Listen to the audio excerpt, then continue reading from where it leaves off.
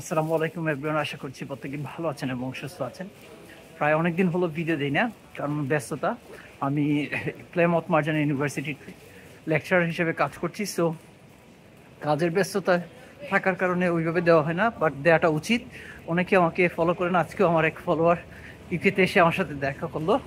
আমি খুবই হ্যাপি।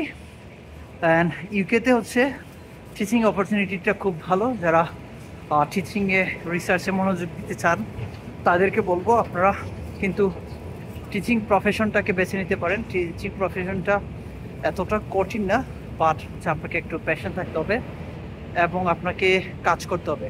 আপনি যদি রেগুলার কাজ করেন, পড়াশোনা করেন, রিসার্চ করেন, ফোকাস করেন, তাহলে আপনারা কিন্তু হতে পারবেন। বাংলাদেশের অনেকেই আছে যারা ইউকেতে টিচিং পেশায় আছে আর কি। সো আমার অনেকগুলো কলিগ আছে বাংলাদেশি, তারা কাজ করছে। ইভেন আমার যে আজ এ টিচার্স এবং মেন্টর, উনি কিন্তু আমার সাথে প্লাইমথ মার্জান ইউনিভার্সিটিতে আছে। আলহামদুলিল্লাহ, আমরা টুগেদার কাজ করছি। সো ইউকেতে স্টাডি করার ক্ষেত্রে আপনাকে বিশেষ নজর দিতে হবে যে আপনার কেরিয়ারটা কি। কেরিয়ার ফোকাস যদি আপনি করেন তাহলে কিন্তু ইউকেতে ভালো একটা কেরিয়ার করতে পারেন। ভিসা নিয়ে কখনোই প্রবলেম হবে না, but you need to make sure your study need to continue. Okay, so this is the things you need to do. So এটাই বলবো, যারা ইউকেতে পড়াশোনা করতে যাচ্ছেন তারা কিন্তু পড়াশোনা করতে পারেন, তবে কেরিয়ার ফোকাস করতে হবে। কেরিয়ার ফোকাসেই পড়াশোনা করতে হবে।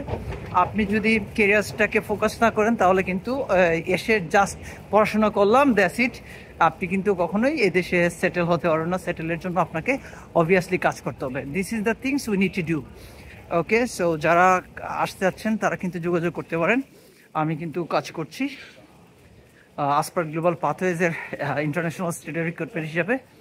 So you can knock me, I'll definitely help you guys. Okay, assalamu alaikum.